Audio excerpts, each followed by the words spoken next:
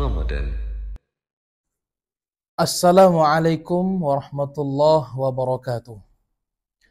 Alhamdulillahilladzi anzala sakinata fi qulubil mu'minin liyazdadu imanan ma'a imanihim. Ashhadu an la ilaha illallah wa ashhadu anna Muhammadar Rasulullah. Allahumma salli ala sayyidina Muhammad wa ala ali sayyidina Muhammad. Bersyukur kita kepada Allah Subhanahu wa taala. Kenapa kita harus bersyukur kepada Allah? Karena Allah Subhanahu wa taala telah memberikan kita nikmat yang sangat banyak. Contohnya seperti sekarang ini. Allah Subhanahu wa taala memberikan kita nikmat hidup dan mempertemukan kita dengan bulan Ramadan yang sangat istimewa ini.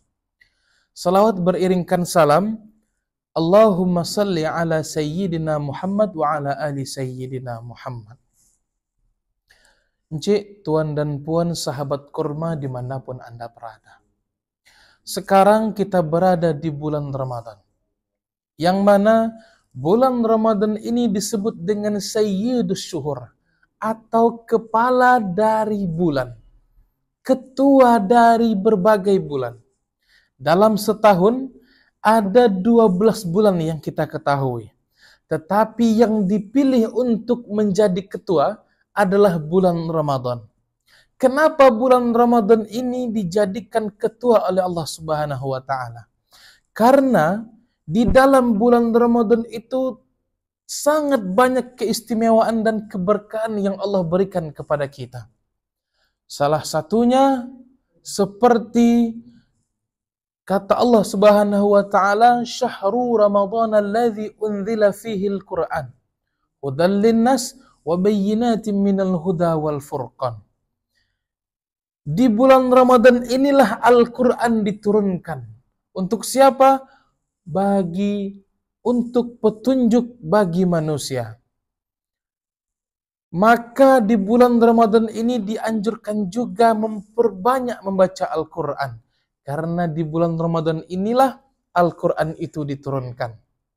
Selanjutnya, keistimewaan dan keberkahan di bulan Ramadan ini, yaitu pada bulan Ramadan ini terdapat yang namanya Lailatul Qadri.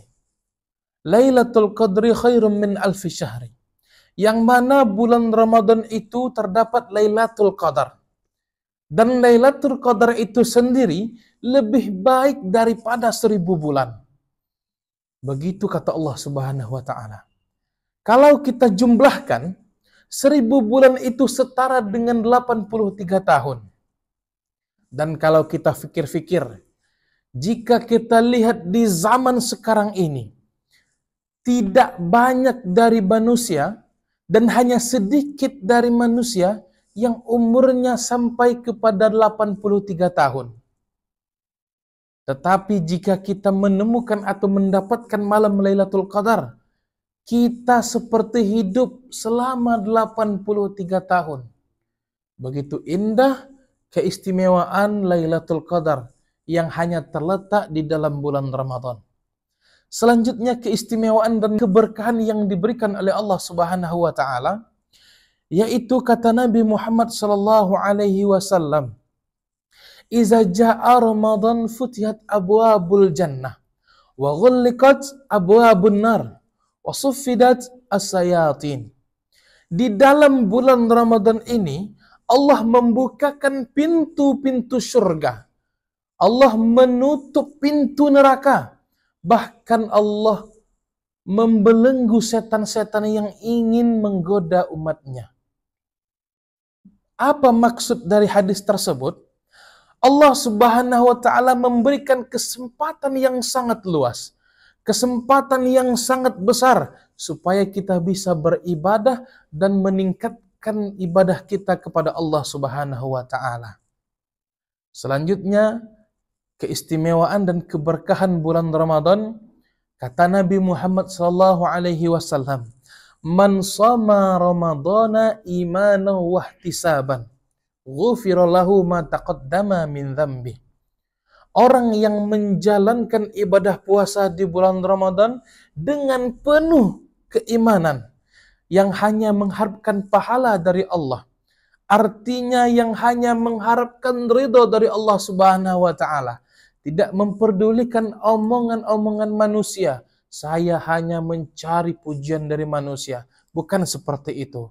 Apa maksudnya? Ghufira lahu ma taqaddama min dzambi. Orang itu akan diampuni dosanya yang terdahulu oleh Allah Subhanahu wa taala.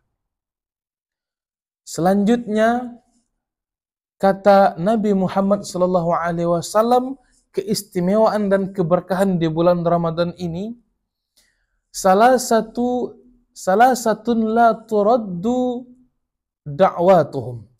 Ada 3 doa yang tidak akan ditolak oleh Allah Subhanahu wa taala. Salah satunya adalah as-shaimu hatta yuftira. Orang yang sedang berpuasa sampai mereka berbuka nanti. Jika kita lantunkan doa dari terbit fajar hingga terbenamnya matahari, maka doa orang yang sedang berpuasa itu tidak akan ditolak oleh Allah Subhanahu wa taala. Begitu janji Nabi Muhammad sallallahu alaihi wasallam. Oleh karena itu, di bulan Ramadan ini, mari kita tingkatkan iman dan takwa kepada Allah Subhanahu wa taala dengan cara kita banyak beribadah, memperbanyak ibadah kita kepada Allah Subhanahu wa taala. Jangan jadikan ibadah di bulan Ramadan ini seperti lilin yang hanya menyala di dalam gelap, lalu padam ketika fajar menyingsing. Tapi jadikanlah ia seperti mentari yang selalu bersinar, yang menyinari jalan kehidupan dengan cahaya iman dan takwa. Jangan biarkan takwa seperti embun di pagi hari. Sejuk sebentar, namun hilang ketika matahari mulai meninggi. Tetapi jadilah seperti air di tengah lautan, luas dan dalam, yang tidak akan pernah kering walaupun diterpa berbagai terik kehidupan. Mungkin hanya itu yang dapat saya sampaikan, lebih dan kurang saya mohon maaf. Wabila taufik wal hidayah. Assalamualaikum warahmatullahi wabarakatuh. Kurma Kuliah Ramadan.